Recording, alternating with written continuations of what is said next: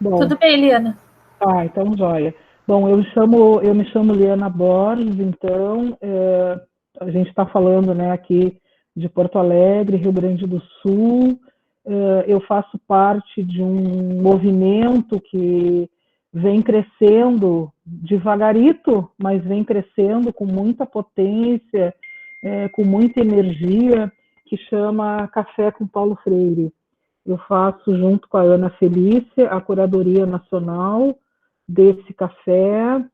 O café vem desde 2018, é muito novo ainda. A Raquel está lembrando aí de uma ida do café, né, na Faculdade de Educação, na URGS, foi mais ou menos nesse tempo que nós iniciamos o café, e a urgência, a necessidade de pensar, de repensar, de ressignificar o pensamento de Paulo Freire vem num crescente muito bonito, né?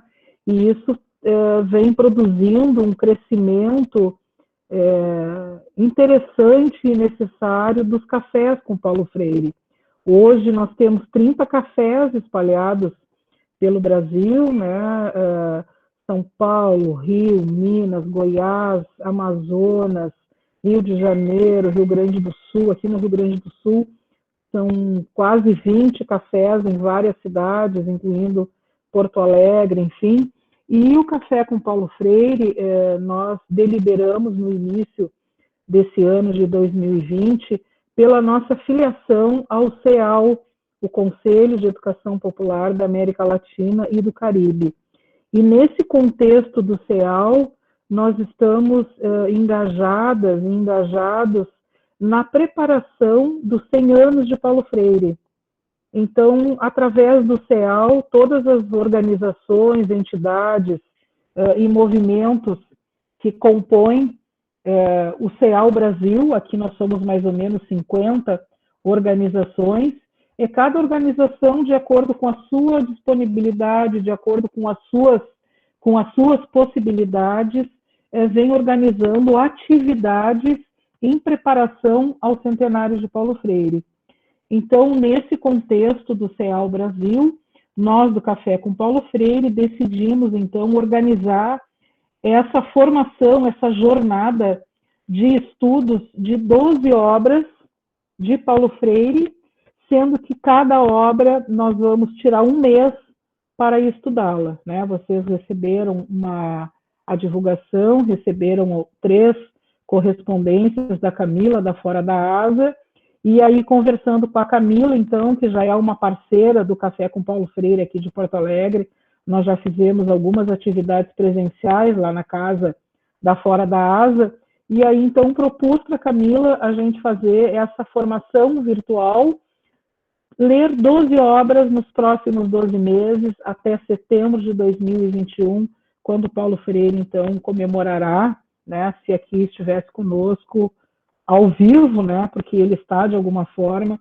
os seus 100 anos. A Camila, de imediato, topou o desafio, né, a Camila tem toda uma experiência em organizar atividades e agora, através, né, dos meios digitais, isso está fazendo com que a gente também repense, né, as nossas estratégias de formação política e de formação pedagógica. E aí, então, a Camila disse, vamos lá, vamos dar um jeito e vamos fazer, né, o Café com Paulo Freire nesse processo, nessa jornada de formação. Então, eu queria apresentar para vocês a Camila, ela vai, num período aí de talvez 5 minutinhos, apresentar para nós quem é a Fora da Asa, por que estamos aqui, e aí em seguida a gente já retoma. Camila, muito obrigada mais uma vez, né, pela tua gentileza, né? A gente tem que exaltar, né, a gentileza, o carinho com que a Camila mais uma vez está recebendo o Café com Paulo Freire. Oi, gente. Na verdade, é a Fora da Asa que agradece todos vocês aqui presentes, a Liana em especial, porque o Café com Paulo Freire habita tanto a nossa casa quanto o nosso coração desde o início da Fora da Asa. A gente fica muito feliz porque a Fora da Asa, além de ser um espaço cultural aqui em Porto Alegre, autogestionado, sem fins lucrativos, que tem tentado resistir duramente, não só uma política extremamente reacionária, mas também a todas as adversidades que vieram com a Covid e a pandemia, a Fora d'Asa, além desse espaço que tenta buscar a sua manutenção, é também um projeto que busca, de alguma forma, construir juntos e juntas alguma outra humanidade possível. Então, sejam muito bem-vindas a esse espaço, que é o espaço do Café com Paulo Freire, mas é também o café, também a Fora d'Asa, né, nesse espaço virtual que a gente se encontra. A gente agradece muito as pessoas que já puderam fazer a sua colaboração, porque a Fora d'Asa se mantém dessa forma, né, com os seus apoios mensais com as atividades que são desenvolvidas. Então, eu vou só deixar aqui mais uma vez não, eu vou deixar a lista de presença para que a gente possa saber quem é que está aqui hoje e ao longo dos encontros e cuidando disso, né? Qualquer dúvida que vocês tiverem também, a Fora d'Asa está sempre à disposição, e a gente fica muito feliz mesmo de ler junto com vocês Paulo Freire, porque quem idealiza a Fora d'Asa lá no seu início, né, já estamos entrando no 3º ano da Fora d'Asa, são professores que tiveram as suas vidas transformadas, como a de todos nós, pelas leituras do Paulo Freire. Então, ler junto com vocês é imensamente bonito e fortalecedor para nós. Eu agradeço muito também o professor Balduino pela presença aqui, professor, e espero que a gente tenha um lindo encontro. Obrigada, Camila, muito obrigada. Está aí conosco, né? Vocês estão vendo, não sei se no cantinho da tela, professor Balduino Andreola. O Balduino Andreola vai conversar um pouquinho conosco também sobre essa primeira obra, né? Educação como Prática da Liberdade, que é nossa primeira leitura, nosso primeiro livro. E em seguida eu vou apresentar o professor Balduino. Bom, acho que é importante a gente dizer que nós temos um desafio, aliás, 2 desafios aqui nessa jornada de 12 meses, né? Um desafio, que acho que é o mais importante, de alguma forma, nesse ambiente virtual, né, onde a gente não pode se tocar, onde a gente não pode se ver, onde a gente não pode se encontrar, mas que, por outro lado, nos propicia o encontro com pessoas que vêm de diversas partes do Brasil. Se fosse presencial, certamente isso não teria condições de acontecer, né? Então, o meio virtual, ele nos traz esse digamos assim, esse diferencial, que é um diferencial super importante, mas a gente tem o desafio nessa jornada de encontrar uma maneira, e a Camila vai nos ajudar nesse sentido, porque ela tem bastante experiência, eu tenho muito pouca experiência nesse jeito, né, de fazer e de viver a educação popular. A minha experiência na educação popular é na militância, é na comunidade, é na formação direta de professores, de educadores, junto aos movimentos sociais, podendo conversar com as pessoas numa roda de conversa, produzir atividades, produzir jogos, construir materiais, é o olho no olho. E aqui a gente não vai ter isto, mas nós vamos encontrar outras alternativas de participação. Então, o que eu pensei para cumprir com o nosso segundo desafio? Qual é o nosso segundo desafio? É reler ou ler, se é o primeiro contato de algumas pessoas com uma obra, né, com uma das 12 obras, ler ou reler Paulo Freire, mas que a gente faça aquilo, né, Baldô, que ele sempre nos recomendou. O que o Paulo Freire nos dizia? Não me copiem, me recriem, né? Tomem os meus livros para si e façam uma releitura daquilo que eu escrevi, e a nossa proposta é que essa releitura, que essa reescrita das obras de Paulo Freire estejam fincadas na realidade, ou melhor, nas realidades, nos contextos aonde vocês pisam, aonde cada um e cada uma de vocês exerce a sua atividade profissional, a sua militância, o seu contato comunitário, no sindicato, na associação de moradores, na escola, no trabalho, não importa.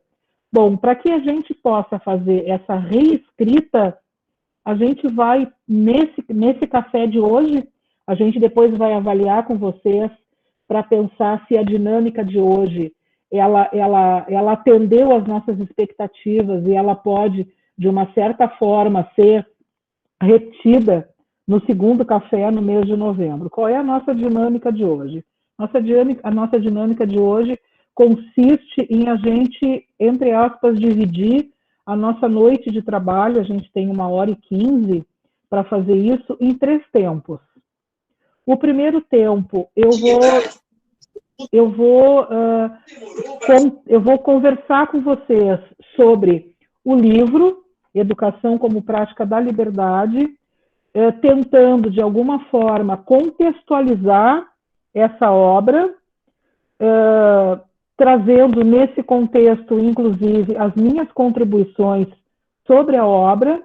Um segundo, acho que vou levar uns 10 minutos para fazer isso, porque a ideia não é que a gente fique fazendo uma exposição, mas que a gente possa disparar o diálogo.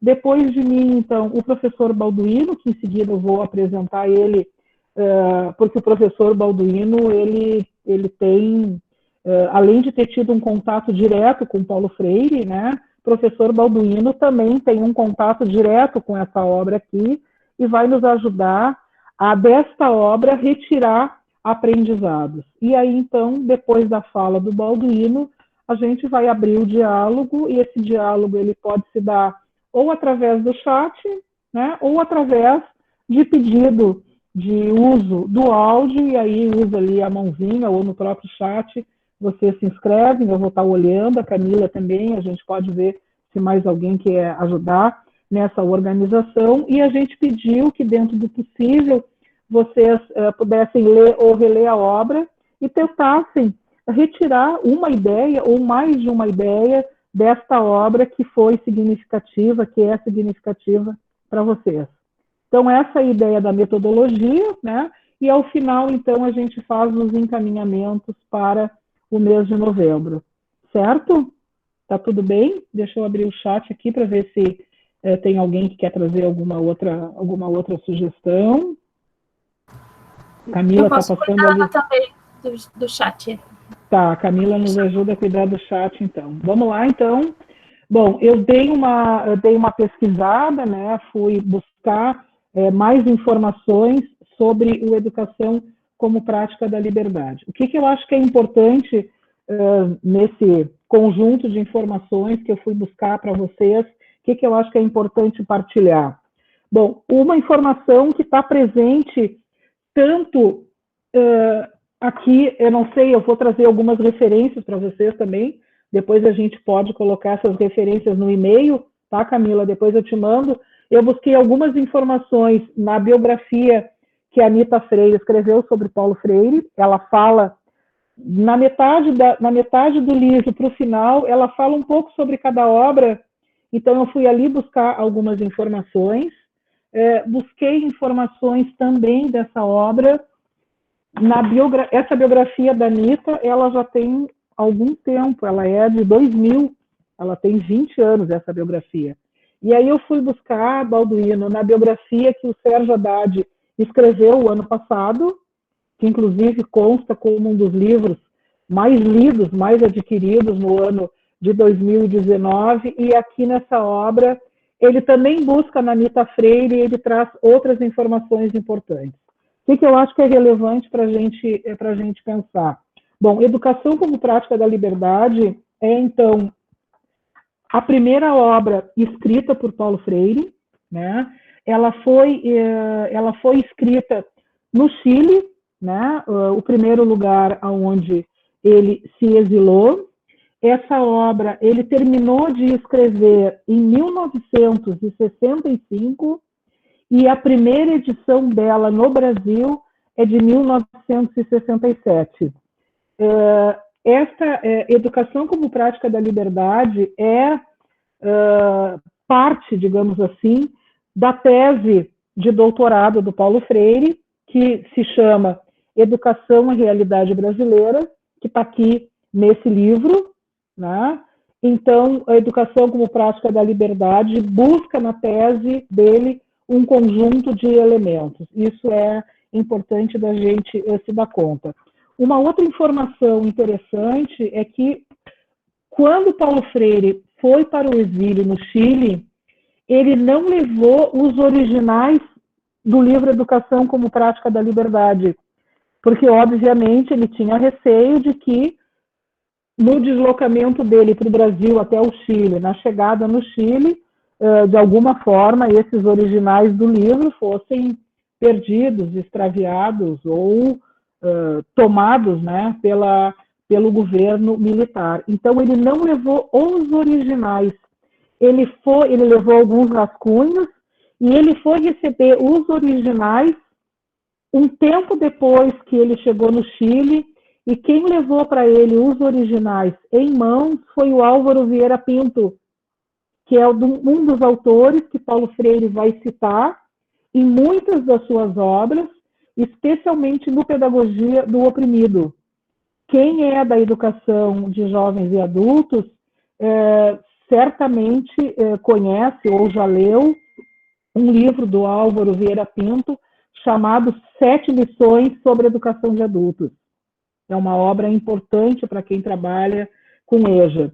Então, Paulo Freire recupera os originais através, né, do Álvaro Vieira Pinto, que foi levar em mãos para ele. Então, ele conclui essa obra na primavera de 1965. Anita Freire fala na biografia que neste livro, Educação como Prática da Liberdade, Paulo Freire cita mais ou menos 50 autores. Né? Ele busca em diversos autores alguns conceitos que são importantes para sustentar, para construir o seu pensamento. Entre esses autores, são vários, eu evidentemente que não vou citar todos eles, mas além do Álvaro Vieira Pinto, ele traz Eric Fromm, ele traz Tiago de Mello, ele traz Karl Jaspers, ele traz Anísio Teixeira, ele traz Karl Popper, ele vai trazendo mais de 50 autores para compor o seu, digamos assim, a sua primeira obra. Uma outra ideia importante, essa primeira obra, ela teve uma repercussão, né, especialmente no Chile e no restante da América Latina e no restante do mundo, e ela foi caracterizada a partir de duas ideias que se complementam. Essa obra ela é considerada como as primeiras ideias de uma teoria do conhecimento, e ela é considerada como um conjunto de ideias iniciais que depois vão construir uma filosofia da educação. Né? Acho importante dizer isso para vocês, que essa obra ela é uma teoria do conhecimento e ela dá as bases para uma filosofia da educação. Por que é importante dizer isso? Porque uma boa parte da obra, Paulo Freire vai explicar um passo a passo do método de alfabetização.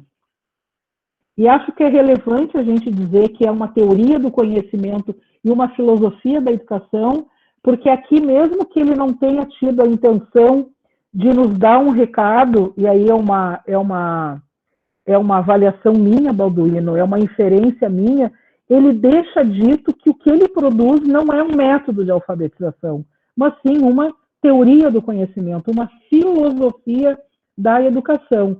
A metodologia, sim, né, ela está posta aqui nesse livro, ela vai aparecer basicamente ali nas páginas, da página 104, na minha edição, obviamente, a minha edição ela é de 1987, é a 18ª edição, ela vai aparecer na página 104 e ela vai até mais ou menos a página 120, 121, sendo que nessas últimas páginas, então, ele vai dar um passo a passo de como é que ele construiu as suas primeiras experiências de alfabetização. E é importante destacar que essa parte do livro, nessa parte do livro, Paulo Freire vai recolher aquelas experiências que são fundamentais para construir as suas primeiras ideias sobre do que seja o método de alfabetização, né? Ele vai recolher a experiência de Angicos, certo? Ele vai recolher as experiências dos movimentos de cultura popular e ele vai recolher os seus primeiros escritos para uma campanha de alfabetização que ele teria sido convidado, né, a desencadear no Brasil em 1963, 64, e que daí o golpe militar vem, então, e, digamos assim, silencia a pedagogia freiriana, e a campanha de alfabetização, que seria coordenada pelo Paulo Freire, vai para o espaço, e a ditadura militar, então, acaba por provocar o exílio, né? Quem vai ler a biografia do Sérgio Haddad vai perceber o quanto foi difícil para o Paulo Freire tomar a decisão de sair do Brasil e ir para o Chile. Acho que o Balduino tem algumas informações importantes para nos colocar sobre isso. Bom, o livro traz uma série de ideias importantes, um conjunto de ideias importantes. Eu, na verdade, escolhi 1, 2, 5 ideias para trazer para vocês, e eu não vou discorrer sobre cada uma delas, porque depois a gente vai fazer isso no diálogo, tá? Essas 5 ideias, eu comentei com o Balduino, eu escolhi a partir do nome do livro. Porque, assim, o que eu fiquei pensando? Por que Paulo Freire escolheu educação, prática e liberdade? A escolha do nome do livro, para mim, ela é de uma importância fundamental, inclusive para depois a gente poder fazer, no mês que vem, a leitura do Pedagogia do Oprimido. Então, veja, por que a palavra, por que o conceito educação? E não o conceito de ensino ou o conceito de método? Uma vez que ele fala dentro do livro da metodologia de alfabetização. Porque a palavra, o conceito educação, ele é, digamos assim, muito mais abrangente do que ensinar e do que apresentar uma metodologia, né? Quando Paulo Freire vai dizer que só educa quem aprende, né? E todo mundo que aprende tem a possibilidade de educar. Então, essa ideia de um conceito de educação como algo que é maior do que o ato de ensinar e de aprender. Envolve o ensino e a aprendizagem. É muito mais do que isso. Ele coloca o conceito de prática, educação como prática de liberdade, e aí ele vai apresentar no livro um conjunto de ideias que aponta a função política e a função social do ato educativo, do ato de aprender, do conhecimento e da educação como possibilidade de mudança, e aí a prática, né, a praxis, a relação da teoria com a prática, e não é uma educação como prática para qualquer coisa, é educação como prática da liberdade. E aí a gente vai ver, então, dentro dessa obra, digamos assim, olhando para o nome do livro, Educação como Prática da Liberdade, esses 5 conceitos que eu acho que são fundamentais e que o Balduino depois vai nos ajudar a pensar. Uma ideia de que a educação não é neutra, né? Quer dizer, é impossível a educação não se colocar diante do mundo a partir de uma opção, e aí vem aquelas questões que para nós que somos professoras e educadoras, professores e educadores, são questões chaves. Que mundo que eu quero construir? Que educação e que escola eu quero construir para ajudar a construir esse mundo? Né? E que pessoas, que homens e mulheres, eu quero que a escola ajude a construir para construir esse mundo. Então, aquelas 3 perguntas-chave. Que mundo, que pessoas e que escola, que educação, né? Quer dizer, a não neutralidade, ela é impossível em todo o pensamento, em toda a filosofia de Paulo Freire. Uma segunda ideia que está posta aqui ao longo de toda a sua obra e que depois no Pedagogia do Oprimido ele vai aprofundar, ele vai radicalizar, inclusive, na sua reflexão sobre a importância do diálogo, né? dizer, o diálogo como aquele elemento que vai ser a razão de todo o processo educativo, né? Só há educação se há diálogo, se homens e mulheres partilham entre si os seus saberes de experiência feito, as suas experiências de vida, as suas interrogações, e é nessa relação dialógica que os novos conhecimentos surgirão ou que a gente vai afirmar ou reafirmar aquilo que nós já sabemos. Então, a não neutralidade e o diálogo. Um terceiro elemento, um elemento importante presente nessa obra, a questão da democracia. Né? Vocês vejam a atualidade do pensamento de Paulo Freire, que hoje a gente precisa, de novo, falar de que a educação não é neutra, a gente tem aí a escola sem partido, né? Tentando trazer essa ideia da não neutralidade, né? A gente tem a questão do ensino remoto fazendo, digamos assim, uma disputa, entre aspas, entre uma educação dialógica, né? Quer dizer, como é que a gente, mesmo no ensino remoto, promove o diálogo e promove a troca de ideias, a troca de visões de mundo, e a democracia, né? A democracia como elemento fundante da educação como prática da liberdade, né? A democracia como um elemento fundamental da teoria de Paulo Freire. Outros dois elementos, então, o quarto, a conscientização, né?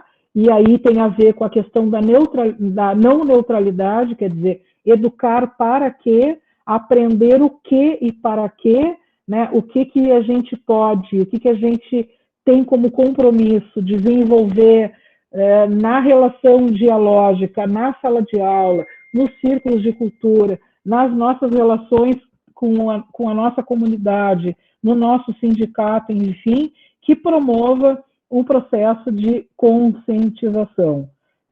A gente tem uma obra dele chamada Educação e Conscientização, onde, inclusive, ele vai nos trazer, né, um pouco dessa ideia digamos assim, da construção da consciência crítica a partir da consciência ingênua, né? Como é que a gente faz esse trânsito e como é que o conhecimento nos ajuda a partir da consciência ingênua para a consciência crítica. E, por fim, o que está no final do nome do livro, que é a liberdade, que é o conceito de libertação em Paulo Freire.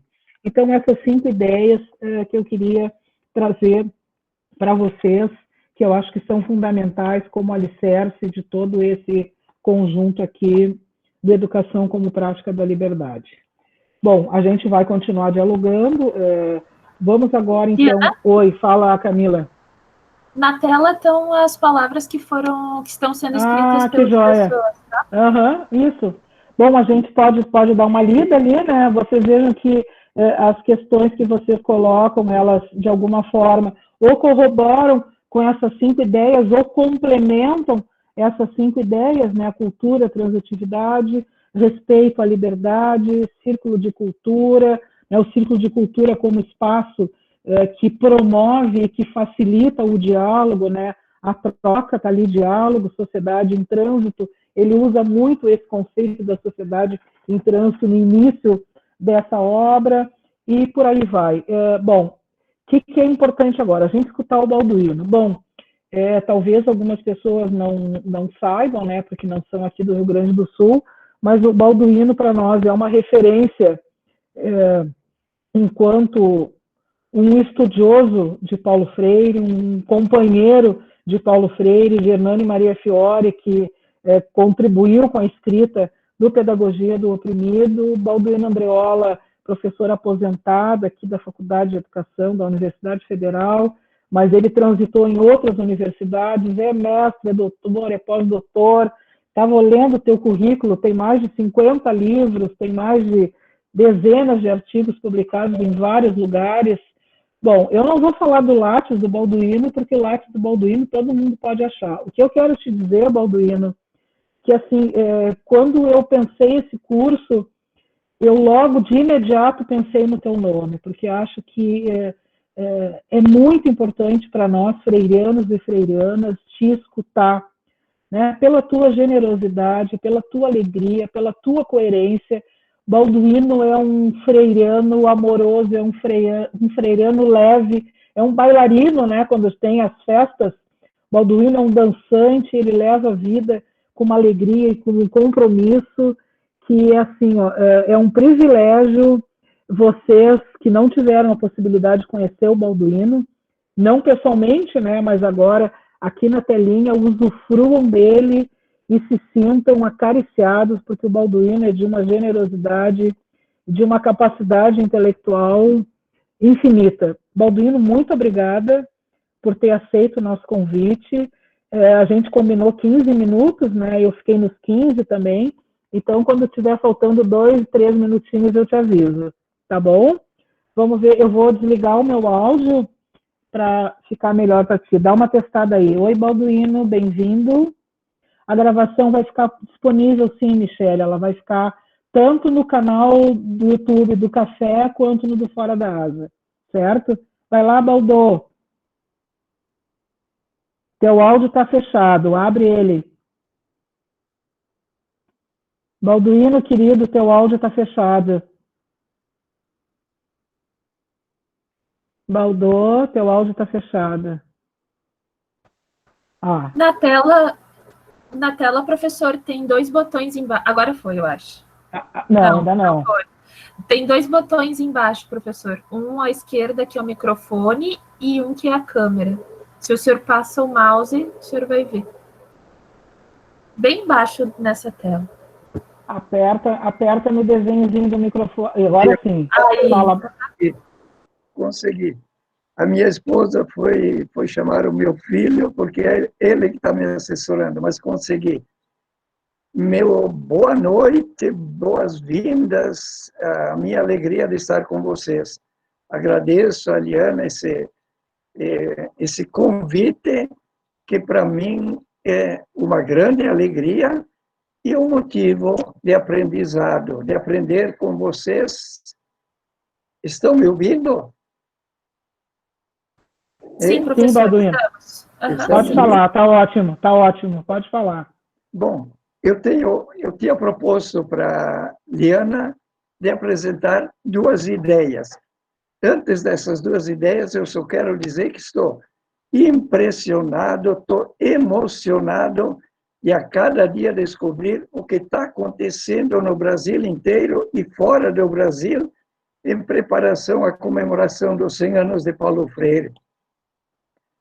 Se ele foi obrigado ao exílio, ele não queria ir embora, mas ele se deu conta que não havia mais condições aqui. Então, um exílio. Infelizmente, há quem queira condená-lo a um segundo exílio, mas isso não vai acontecer. Eu gostaria só de lembrar, quando, depois de aposentado, trabalhei 5 anos na Escola Superior de Teologia, e lá orientei uma tese de doutorado de um pastor metodista, Mário Bueno Ribeiro, que hoje está em Manaus. Ele fez sobre Paulo Freire no Conselho Mundial de Igrejas e anexou a tese dele, o xerox, a fotocópia do cronograma de viagens de Paulo Freire durante aqueles 10 anos que esteve no Conselho Mundial de Igrejas. O Conselho Mundial de Igreja deu toda a liberdade para todos os convites que ele tivesse. E ali estão documentadas 150 viagens internacionais. Aqui estão me pedindo que eu fale mais baixo, porque o meu filho está atendendo, é psicólogo e está atendendo os pacientes dele, então eu vou falar um pouco mais baixo. De qualquer modo, vocês veem 150 viagens internacionais. E eu acrescento, nenhuma delas foi de lazer ou de turismo. Todas foram convite para palestras, seminários, assessorias, aulas, etc. então Paulo Freire é cidadão do mundo. Se quiserem exilá-lo, ele já pertence ao mundo inteiro. As duas ideias que eu quero participar para o debate, para o nosso debate. Há um certo preconceito de que Paulo Freire só se preocupou de alfabetização de adultos. Em primeiro lugar, o que está, tudo que está no livro Educação como Prática da Liberdade, como processo de conhecimento, como salientou muito bem a Liana, se vale, e o processo depois, e o método de alfabetização, partindo da cultura dos alfabetizandos, do universo vocabular deles, extraindo as palavras, famosas palavras geradoras. Se vale para os adultos, eu costumo dizer que vale mais ainda para as crianças. E, nesse sentido, a minha primeira pesquisa como professor da Universidade Federal do Rio Grande do Sul, no fim da década de 70, foi uma pesquisa que eu fiz com minhas alunas de Filosofia da Educação sobre as cartilhas. Cartilhas feitas em São Paulo, ou no Rio de Janeiro, ou Belo Horizonte, para depois servirem para as crianças do Brasil inteiro, não tinha sentido. E nós analisamos, então, aquele vocabulário das cartilhas era condizente com as crianças das periferias de Sapucaias do Sul, de Canoas, de Esteio, da Grande Porto Alegre, e, quem sabe, do Nordeste e de outros lugares. Então, aquilo que vale para os adultos, mais ainda para as crianças.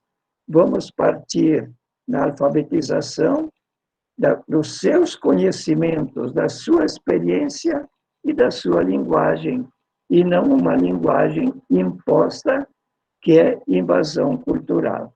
A segunda ideia, eu já falei várias vezes que mesmo estudiosos de Paulo Freire se esquecem de ler uma página muito importante de Educação como Prática da Liberdade, precisamente a página 128 e 129. Porque muitos pensam que depois daquele grande programa de alfabetização, Paulo Freire encerraria a sua atividade com isto. Não. Paulo Freire nos diz, nas últimas páginas, antes do apêndice, o seguinte: é claro que nós não podíamos nos satisfazer, e já o dissemos, com a alfabetização apenas, ainda que não puramente mecânica. Pensávamos assim nas etapas posteriores à alfabetização, dentro do mesmo espírito e de uma pedagogia da comunicação. Etapas que variariam somente para a formação curricular. E aqui ele diz que para isto estavam fazendo já o levantamento dos temas da população brasileira, os temas principais do povo brasileiro. Este levantamento nos possibilitaria uma séria programação que seguiria a etapa da alfabetização. Mais ainda, com a criação de um catálogo de temas reduzidos e referências bibliográficas que poríamos à disposição dos colégios e das universidades.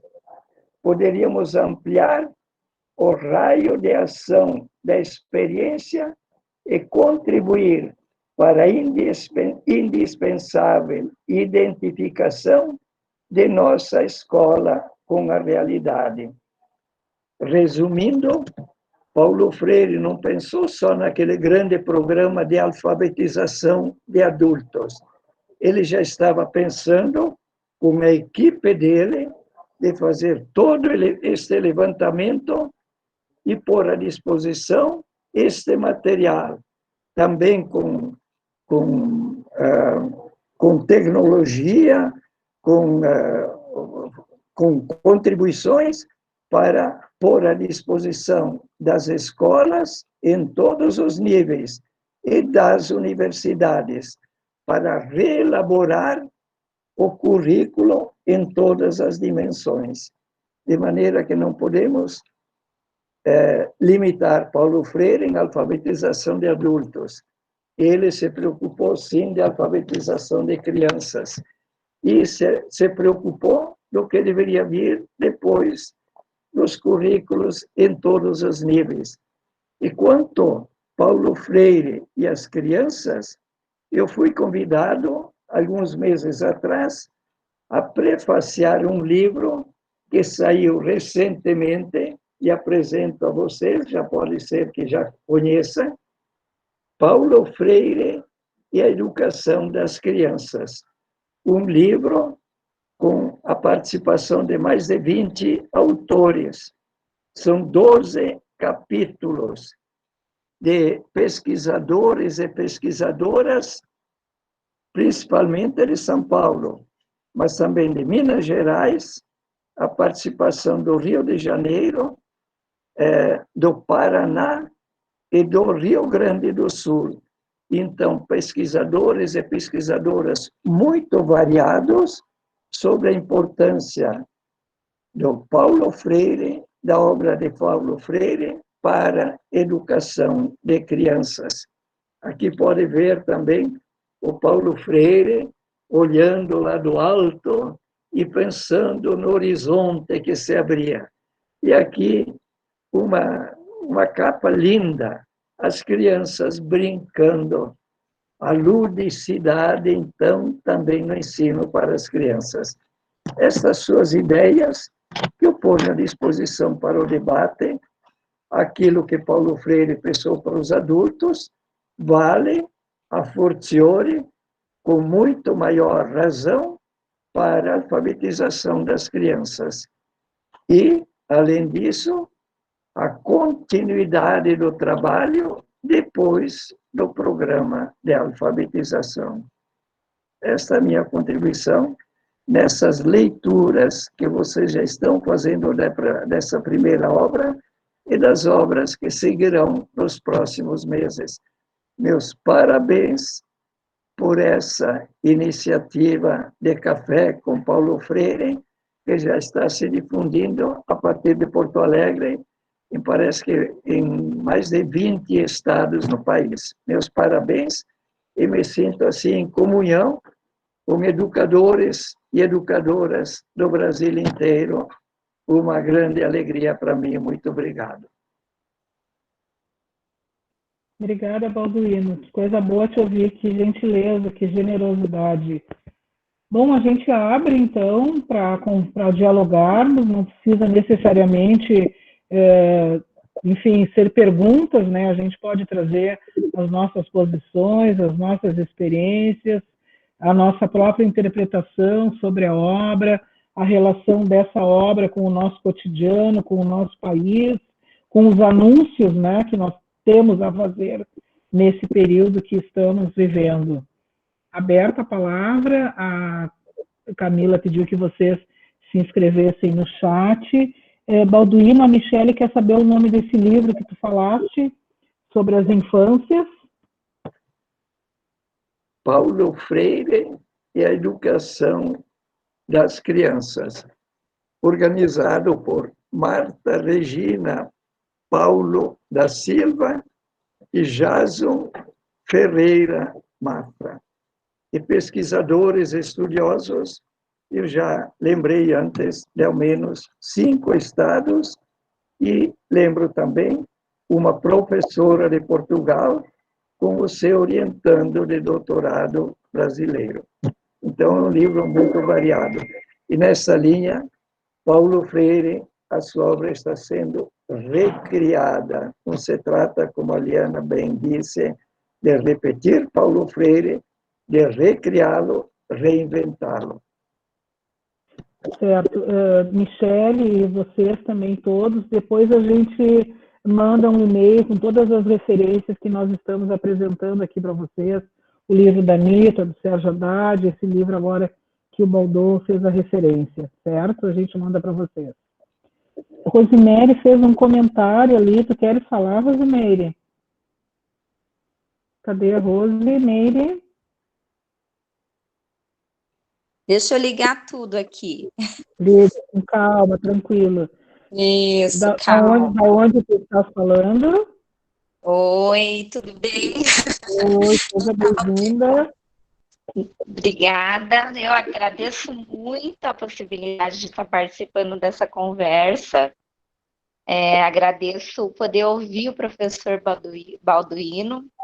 Enquanto ele falava sobre essa questão, né, que essa ideia que se tem de que Paulo Freire só falou a respeito da alfabetização de adultos, me veio essa concepção que existe de que a criança não é capaz de ler o mundo, né?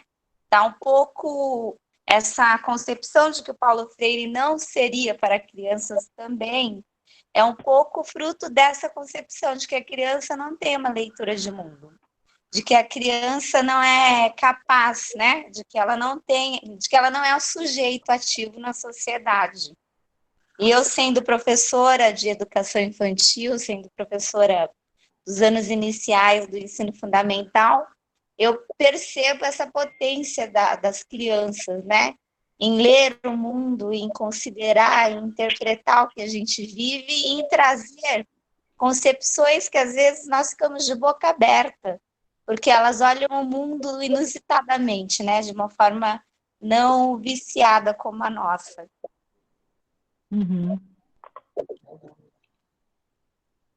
Acho que é isso, Rosemary. Acho que tu reforças a ideia de que Balduino traz para nós, e eu acho que junto com isso, tanto na fala do Balduino quanto na tua, me vem uma outra questão também que eu considero importante, que é um outro preconceito, né, em relação a Paulo Freire. Se tem esse de que Paulo Freire tem uma metodologia de alfabetização para adultos e que agora tu problematizas, uma outra ideia também que a gente precisa repensar e recriar é a ideia de que Paulo Freire tem uma filosofia ou uma metodologia que é muito bom e muito fácil fazer fora da escola, né? Quando a gente entra na escola, quando a gente cai na institucionalidade, algumas pessoas dizem que não, que isso não é possível, que a pedagogia freiriana ela não se adequa à estrutura da escola, né?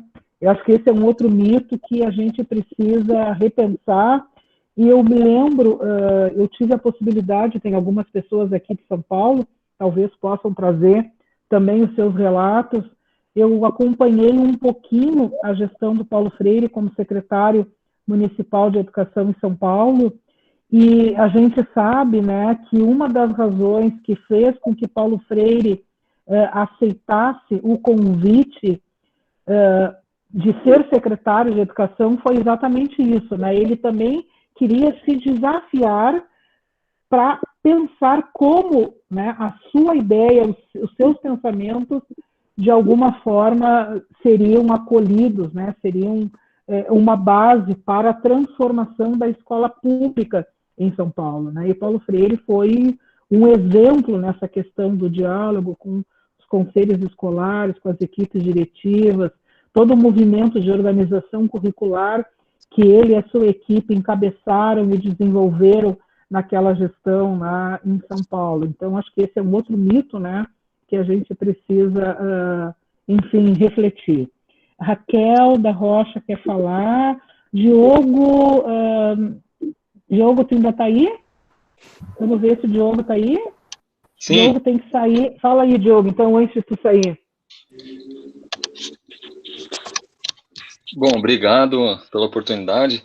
Eu deixei a minha pergunta ali, mas eu queria contextualizar um pouco, porque eu achei muito impressionante como a descrição do Paulo Freire, como a análise que ele está fazendo da sociedade, nessa transição, nessa mudança de regime, né, com com a interrupção do golpe de 64, como é impressionante com o tempo que a gente está vivendo, porque eu considero que a ruptura institucional de 2016 e a eleição do Bolsonaro, elas também serviram como uma interrupção do processo de democratização, de expansão da consciência crítica e tal.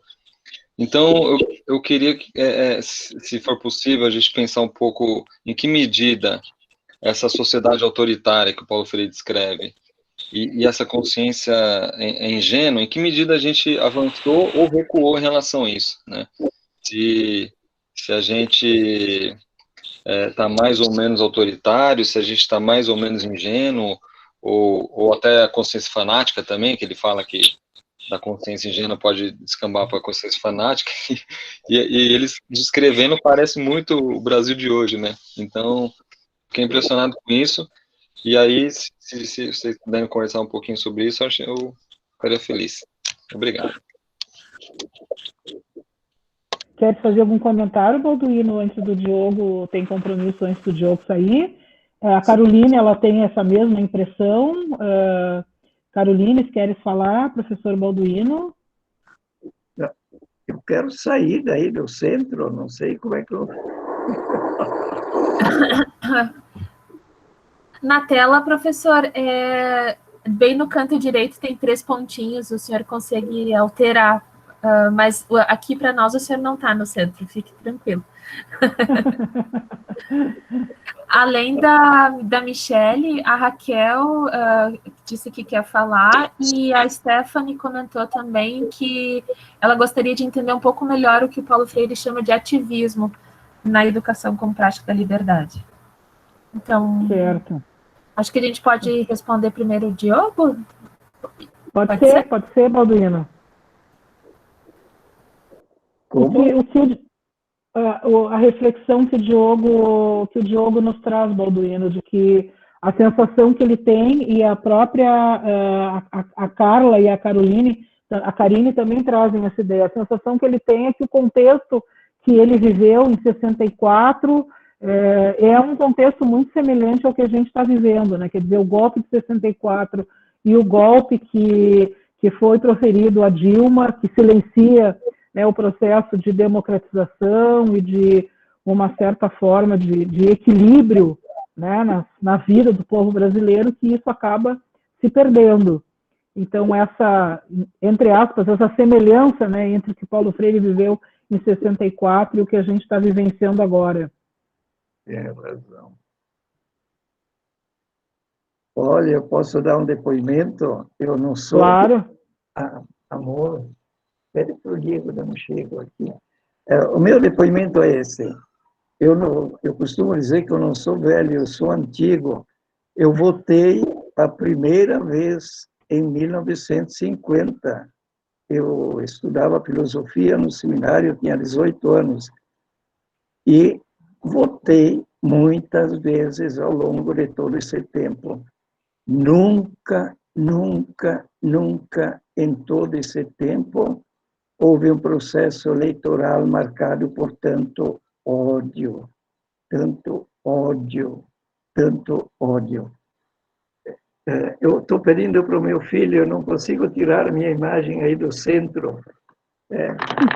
Agora ele veio me assistir.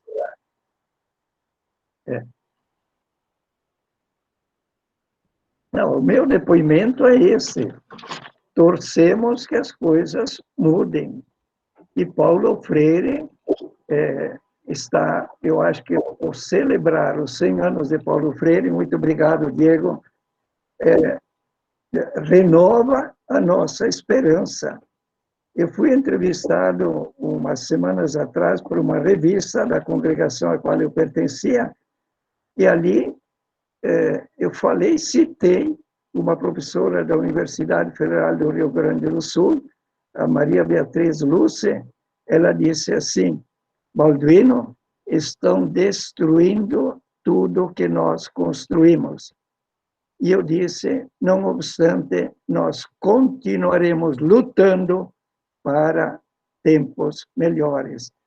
E toda essa avalanche de celebrações em torno da obra de Paulo Freire, não Paulo Freire feito um mito, mas Paulo Freire feito o grande educador que nos desafia não a repeti-lo, mas a recriá-lo.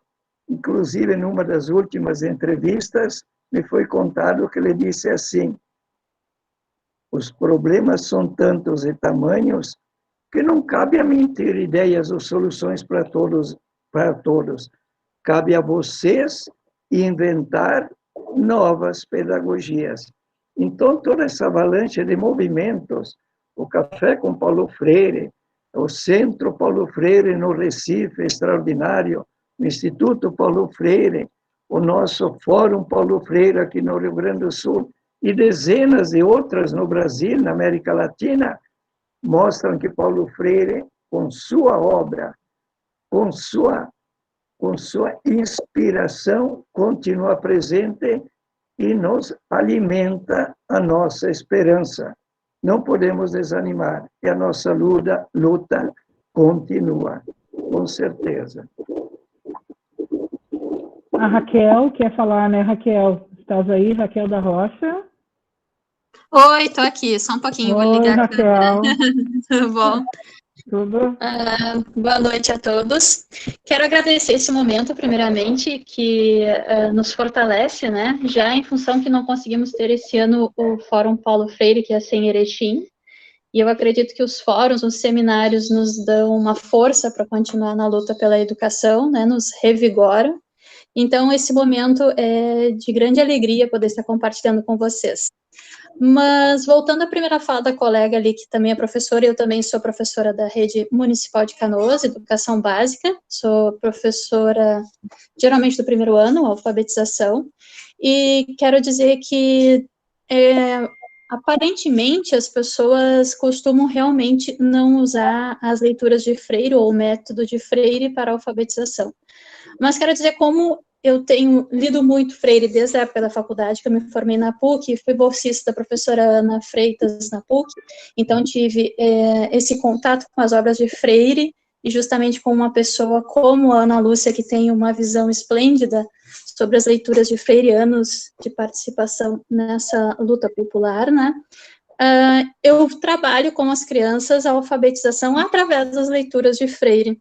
Então, trabalho com as crianças através da leitura de mundo delas, a realidade delas, e tento levar para a sala de aula, trazendo para a alfabetização dos pequenos. Trabalhei na educação infantil desse modo também, através do diálogo com as crianças, sendo autoridade da sala, mas não tendo autoritarismo dentro da sala de aula, tendo a participação dos pequenos, até mesmo quando tem as apresentações de música, a apresentação do Dia das Mães, né, toda essa conjuntura que tem dentro da sala de aula, eu trago a participação deles, é a fala deles, eles trazem as ideias, eles trazem aquilo que eles estão sentindo, construímos as músicas a partir da fala deles, então eu trago muito dentro da minha sala de aula, eu digo minha, né, que infelizmente o professor muitas vezes é sozinho dentro da sala de aula, né, então a gente acaba tornando a sala de aula um espaço nosso.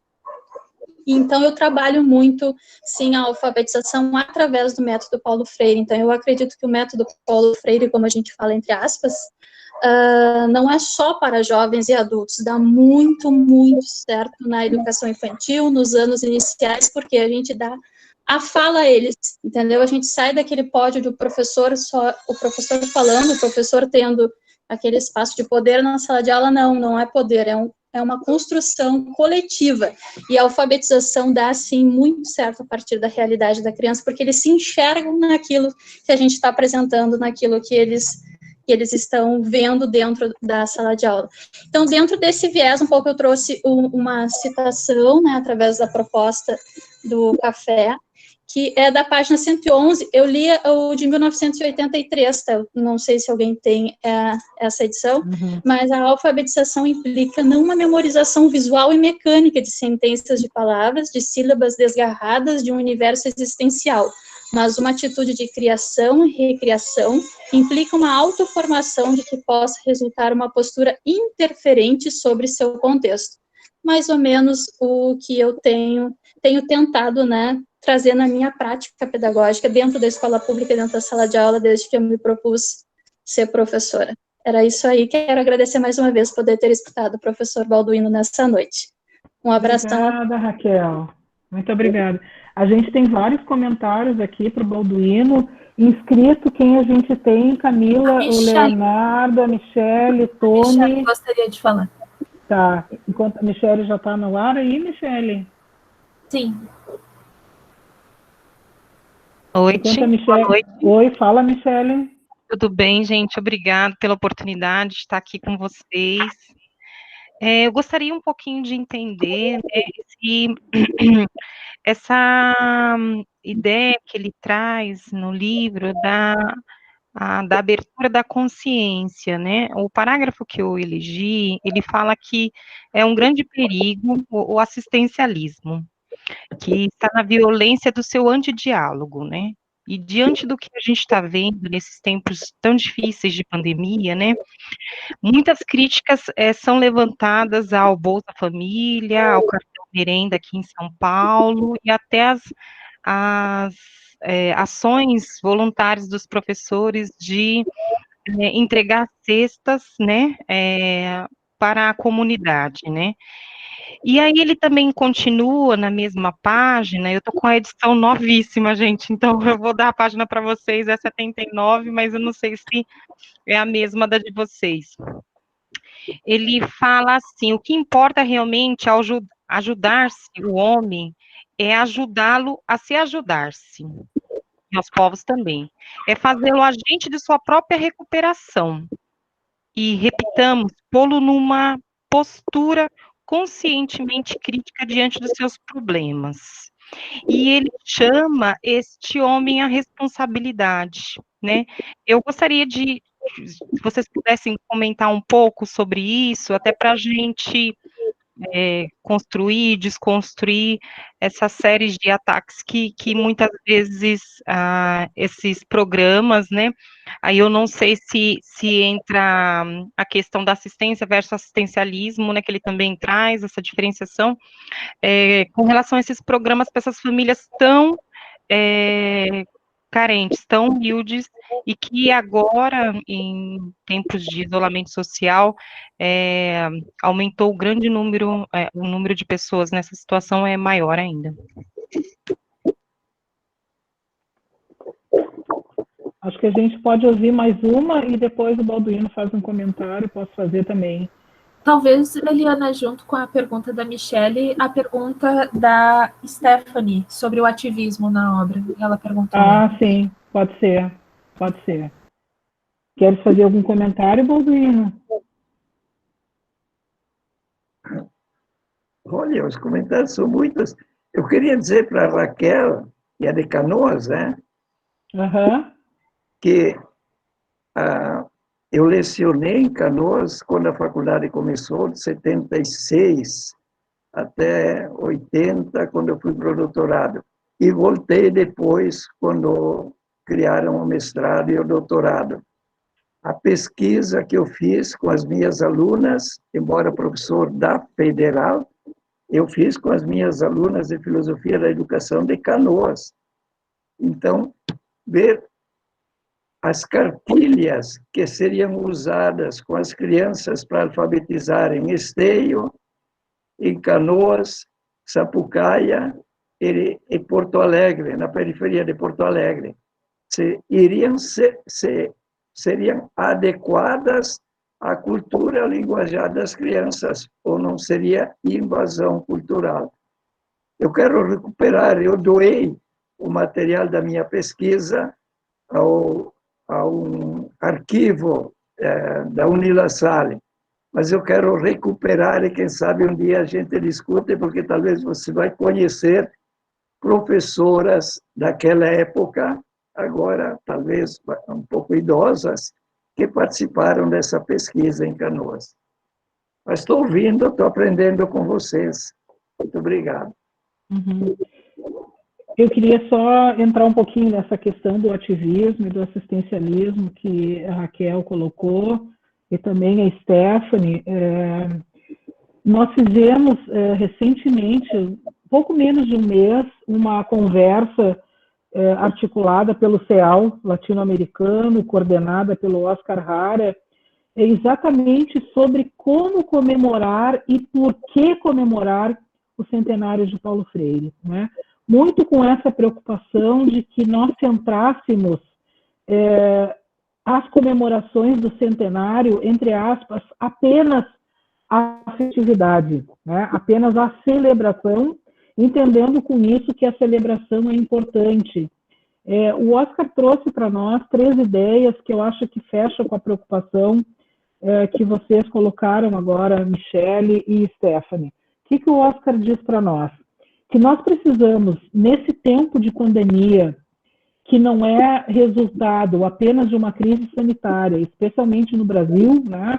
Mas uma crise econômica, uma crise cultural, uma crise ética, que escancara as desigualdades por um lado e aprofunda as desigualdades pelo outro. Ele diz que só tem sentido a gente celebrar Paulo Freire e fazer isso, por exemplo, que a gente está fazendo aqui agora, nessas 12 leituras, se nós tivermos como base 3 compromissos, 3 tarefas. Uma delas, resgatar a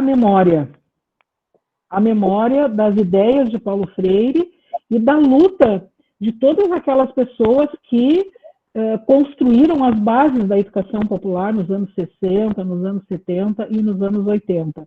Paulo Freire, sim, mas não somente Paulo Freire. Resgatar essa memória do depoimento que o Balduino nos trouxe, né? Quer dizer, como é que ele vê hoje, né, a situação no país. Um eixo a memória. O outro eixo, o eixo da reflexão. Depois eu vou trazer para vocês como é que a gente está fazendo isso, tentando fazer isso aqui no Freirando Porto Alegre, que é um movimento que agrega mais de 50 instituições. A reflexão sobre a obra de Paulo Freire e a recriação. E o terceiro elemento, que vai bem na direção do questionamento de vocês sobre a questão do assistencialismo e do ativismo, é a mobilização. Nós precisamos mobilizar as pessoas, não só para rememorar e só para refletir a obra, mas para colocarmos a obra de Paulo Freire, o pensamento de Paulo Freire, em ação, na perspectiva mesmo da mudança, da transformação e da libertação. Ou seja, até algumas pessoas têm dito, nós estamos no mesmo barco. Não é verdade. Nós estamos no mesmo mar ou no mesmo maremoto, mas a forma com que nós estamos, elas são distintas. Alguns estão de arte, outros de barco, outros nadando e outros nem sabem nadar. Então, a mobilização é para que a gente promova processos de reflexão para que a gente transite dessa consciência ingênua, dessa consciência bancária, para a consciência crítica, para a consciência da transformação. Aqui no Freirando Porto Alegre, Michele e Stephanie, o Freirando Porto Alegre é um movimento que agrega mais de 50 entidades, entre universidades, movimentos sociais, pessoas, grupos, etc. E nós fizemos, o ano passado, o lançamento do Manifesto do CEAL em defesa do legado de Paulo Freire. Neste ano, uma das ações que nós organizamos é a seguinte: nós fizemos uma parceria com diversos cartunistas aqui do Rio Grande do Sul, 12 cartunistas e um grafiteiro, e nós estamos produzindo 12 cartões pedagógicos, daquele formato de cartão postal. Depois eu vou mandar para vocês os cinco primeiros cartões postais que estão prontos, e esses cartões postais nós estamos levando nas associações de bairro e nos sindicatos, porque eles vão passar a acompanhar as cestas básicas. Então, a gente está promovendo, com essas organizações que estão distribuindo as cestas básicas, um processo de reflexão sobre quem é Paulo Freire, o que aquela imagem naquele cartão postal está nos dizendo, como é que a gente pode fazer uma discussão, uma reflexão crítica e uma mobilização com a comunidade para que a gente possa compreender o que é esse tempo da pandemia e o que nos espera e como é que esse novo normal não nos atende enquanto educadores e educadoras populares. Então, é um pouco isso mesmo, assim, a reflexão com mobilização. Quer dizer, é a ação assistencial, porque a fome tem pressa, mas é, junto com isso, associar o processo de reflexão. É um trabalho de formiguinha, é um trabalho pequeno, mas a gente entende que isso é uma possibilidade de promover, né, a reflexão crítica. Para finalizar, depois eu vou colocar para vocês no e-mail, esse segundo momento do centenário de Paulo Freire tem 3 objetivos: formação política e trabalho de base, certo? Incidência política para tensionar o Estado para a construção de políticas públicas. A gente tem um ano de eleições municipais, nós, freirianos e freirianas, precisamos tensionar o Estado, porque do jeito que o Estado mínimo vem se apresentando, as políticas públicas na área da educação, da assistência social, da cultura, só para citar 3 exemplos, a gente está vendo aí no que está dando. E a mobilização das classes populares para articular a resistência popular. Então, essas são as 3, digamos assim, os 3 mecanismos que a gente tem pensado para fazer essa discussão de um ativismo político consciente, certo?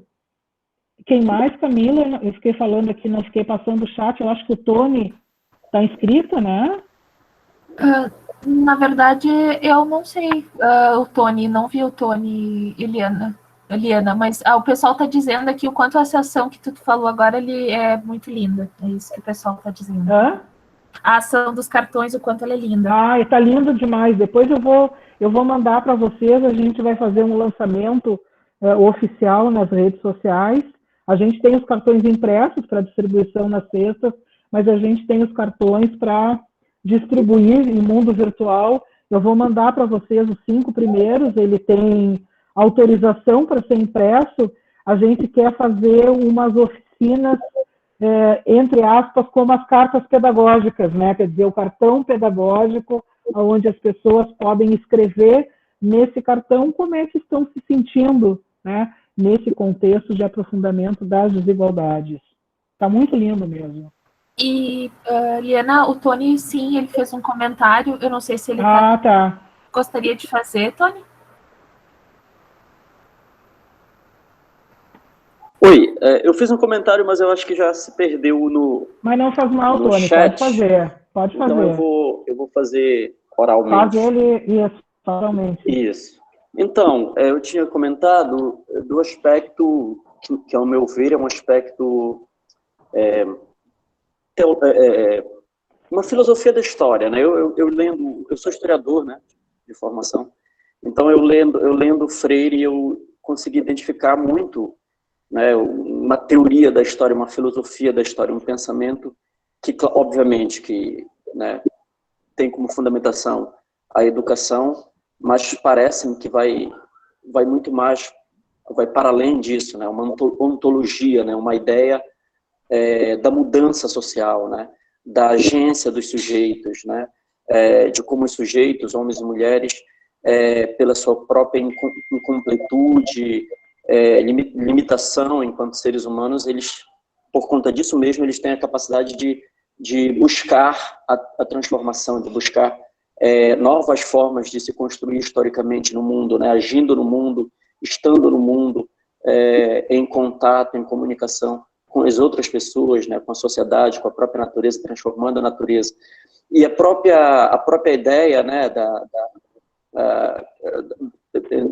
que vem na parte final do livro, né, que discute o conceito de antropologia, né, a ideia de cultura, né, isso já é muito interessante, porque quando o Freire coloca a ideia da cultura, né, como um termo gerador, como um conceito gerador, ele coloca a cultura, mas de uma maneira enraizada na vida, né, na vivência, na relação do trabalho, na relação da transformação, mostrando todo o potencial, né, a possibilidade, a potência da transformação que existe aí e que, mediada por uma educação crítica, né, poderia levar a uma transformação para uma democracia substantiva, né?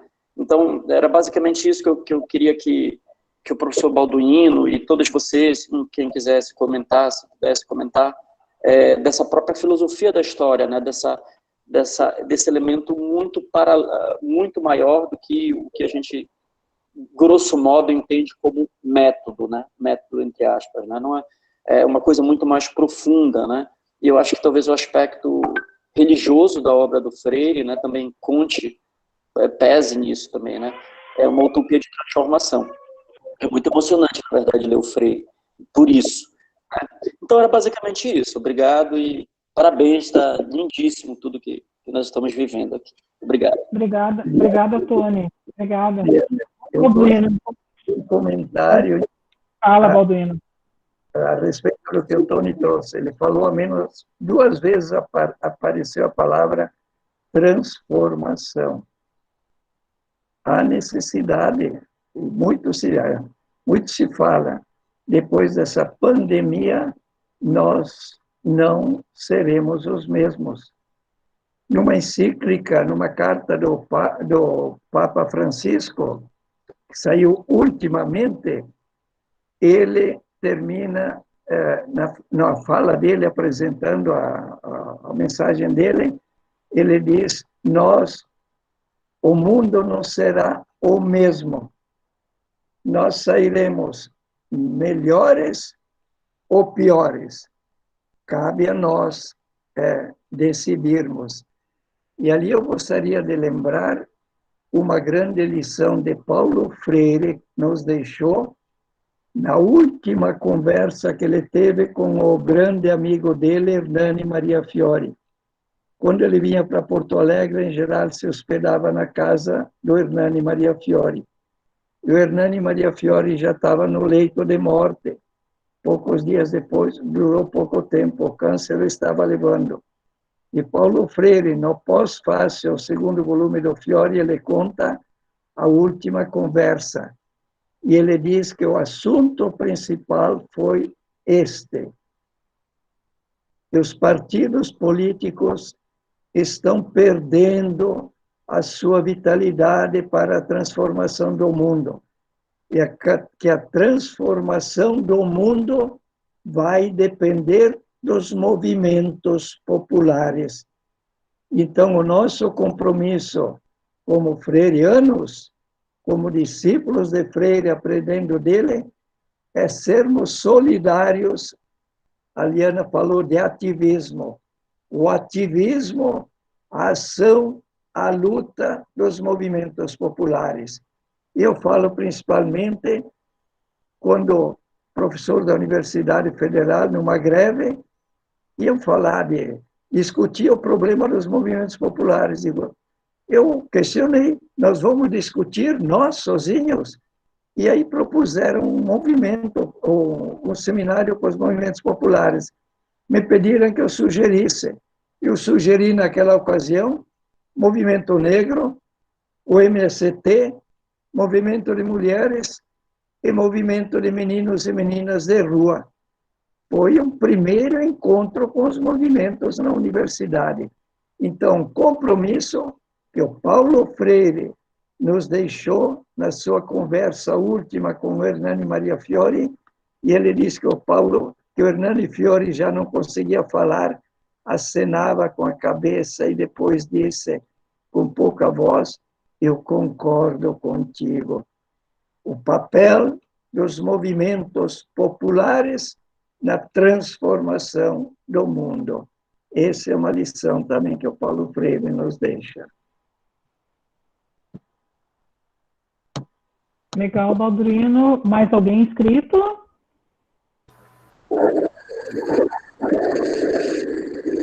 Não, Liana, não. Não tem. Eu estou selecionando todo o chat e fazendo um print para a gente ver como é que a gente faz os nossos encaminhamentos. Nós temos 8h25. Alguém quer fazer mais algum comentário? Enfim, tem Balduino, depois eu vou te mandar. Tem tantas manifestações lindas a partir da tua presença. A gente tem um videozinho aí. Vocês viram que nesse livro, na Educação como Prática da Liberdade, tem uma poesia do Tiago de Mello, né? Ele está aqui em vídeo, tu pode colocar para nós, Camila, enquanto a gente vai sistematizando aqui para o final, para a gente ir finalizando com essa poesia. e depois a Posso gente faz sim. os encaminhamentos. Pode colocar para nós?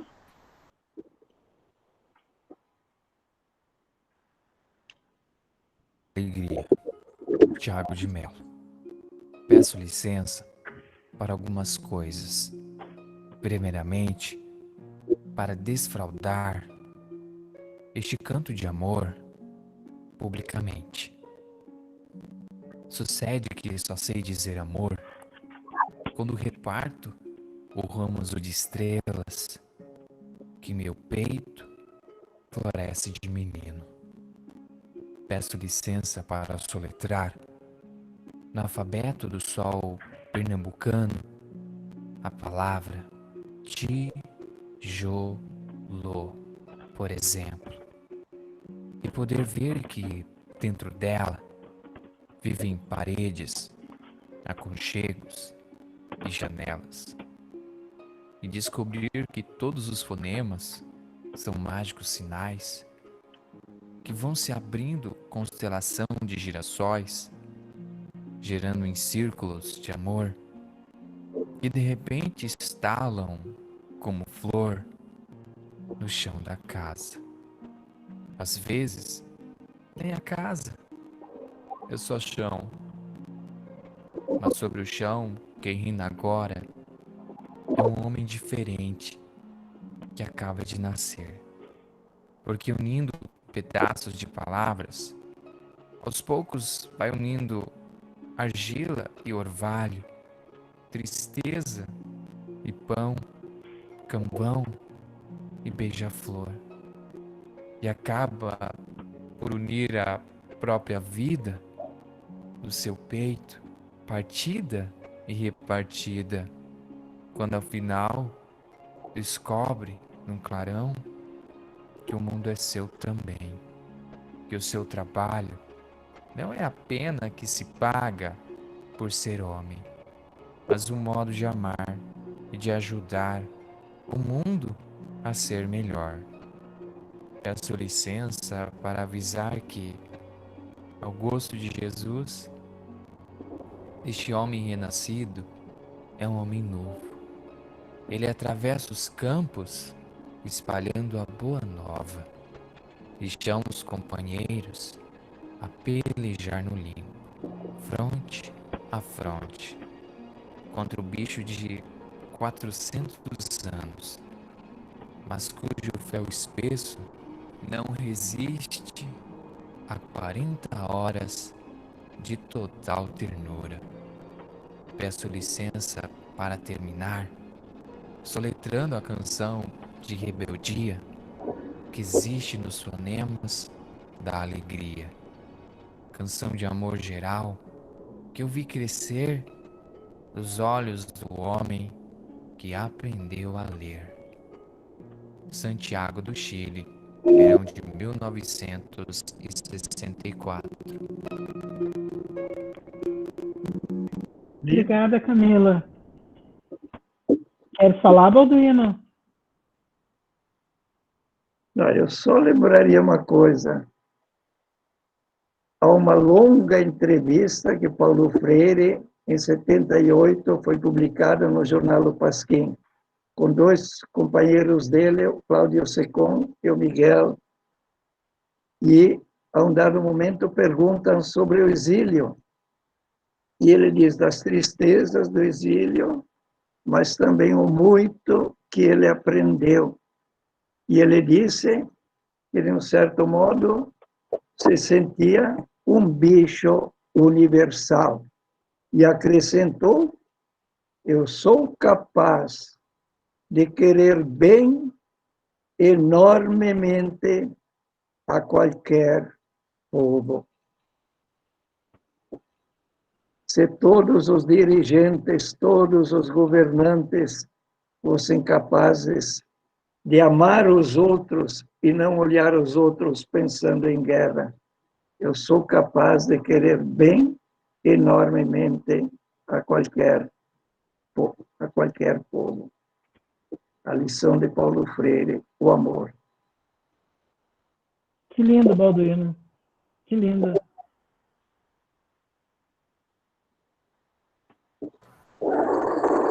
lindo. Bom, a gente está chegando ao final aí do nosso primeiro encontro, da nossa primeira leitura. Nós vamos encaminhar para vocês aí nos próximos dias um e-mail com as referências que aqui foram apontadas. Se vocês quiserem, a gente pode também encaminhar uma cópia de todo o chat, né? Porque tem comentários, tem, enfim, uma série de reflexões que acho que é legal todo mundo poder guardar isso, né? Na sua história, no seu acervo. A gente vai encaminhar o roteiro para o nosso próximo mês, que é o Pedagogia do Oprimido, e aí queria perguntar para vocês se a gente pode seguir nessa dinâmica de sempre ter uma pessoa convidada, né, para fazer um comentário sobre o livro, e aí então a gente abrir o diálogo. Se vocês topam assim, se acham que tá bem, a minha ideia é que a gente possa sempre intercalar. Temos 12 livros, né? Então, no primeiro livro é o Balduino, no segundo livro será uma mulher, no terceiro um homem, e a gente vai ter a paridade de gênero aí 6-6, para também escutarmos, né, as educadoras populares, que também têm muito a nos ensinar. Pode ser? Bom, estamos abertas, né, Camila, a outras sugestões, outros encaminhamentos. Se alguém se animar de abrir a leitura da Pedagogia do Oprimido no próximo mês, com uma poesia, com uma música, com um depoimento, vocês se sintam à vontade, nos avisem antes para a gente preparar aquilo que for necessário para a gente ter um bom momento de reflexão. Certo? Camila, tu queres dar mais algum recado aí no final? Não, tudo lindo, gente. Muito obrigada. Que encontro maravilhoso. Muito lindo, gente. Alguém quer fazer alguma colocação para encerrar? Liana, Fala. Um recado que eu posso dar.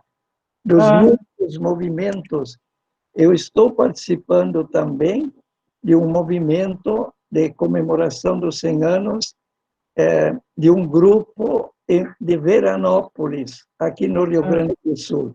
Eles estão organizando um livro de 100 capítulos. Eu vou participar com um capítulo também desse livro dos 100 anos de Paulo Freire. Que lindo, que ótimo, Balduino. Bom, a gente agradece o Balduino, né, pela gentileza, pela amorosidade, pela partilha. Depois tu vais receber uma cópia de todos os comentários carinhosos que as pessoas têm para contigo, Balduino. A gente só tem aí a te agradecer. Eu acho que, Camila, acertamos aí esse convite e a presença do Baldo aqui entre nós. Certo? Eu é que agradeço de coração. Muito obrigado. Tá bom. Diana. Oi, fala. Quem está falando? Boa noite, é Karine. Oi, Karine. Eu posso fazer um último comentário? Claro, Karine. É porque eu tinha pedido para falar, mas são muitas mensagens, aí eu fiquei perdida no chat. E estava aqui tomando coragem, sabe? Porque eu tô tão emocionada. Fala, Karine, fala. Porque assim, eu fiquei tão emocionada que acaba que as nossas ideias até ficam meio embaralhadas, né? Mas eu queria deixar assim, uma provocação como ponto de reflexão, não só sobre essa obra maravilhosa, né, que é a Educação como Prática da Liberdade, mas todas as outras, me chamou muita atenção quando ele coloca, né, a questão do nosso histórico colonizador e que comprometeu bastante a nossa experiência de participação, né, em todas as questões. E aí, me chamou muita atenção quando ele fala que quando o povo tenta se expressar livremente e tenta ocupar os espaços de participação, que ele é tido como um povo enfermo, um povo doente, que sempre vem as contrapropostas das pessoas que estão no poder, né, dos nossos governantes, em relação ou a essa questão do assistencialismo, mas as formas de controle, né, ou de dizer, nesse messianismo, então eu sei o que você quer e eu vou colocar em prática para te salvar, né. E eu queria deixar uma reflexão, até mesmo para nós, que eu acho que a nova forma de colonização que está em curso, ela está muito relacionada ao nosso desperdício de tempo, no sentido assim, do trabalho para o consumo, que a gente vive hoje, né, Como é que eu posso dizer? A gente trabalha o tempo todo, a gente corre atrás de ganhar dinheiro, de fazer coisas, de comprar coisas, enquanto que o que mais nós precioso temos é o nosso tempo, né? E que o quanto esse consumismo,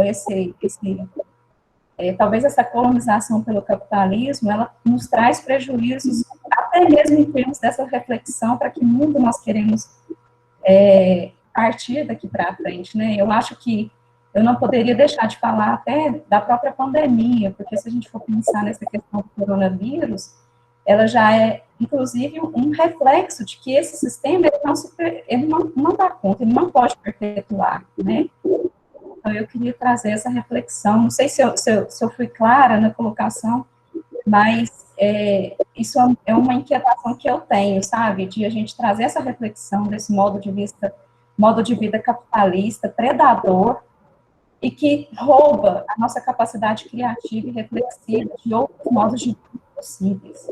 Obrigada, e assim, vocês estão de parabéns, eu estou muito emocionada. Muito obrigada mesmo. Que bom, Karina, que bom. Acho que essa reflexão que tu trazes para nós, ela, na verdade, já nos prepara para a leitura do Pedagogia do Oprimido, né? Quer dizer, é a gente poder reencontrar esse conceito de opressor e oprimido nesse contexto que tu estás falando, né? Quer dizer, o que é ser opressor e o que é ser oprimido nesse momento da pandemia, né? Nesse momento em que a gente vive um governo em nível federal que recoloca, né, o país nas mãos aí dos Estados Unidos e por aí vai. Acho que tu nos traz aí uma boa reflexão para a gente pensar a Pedagogia do Oprimido desde a tua colocação.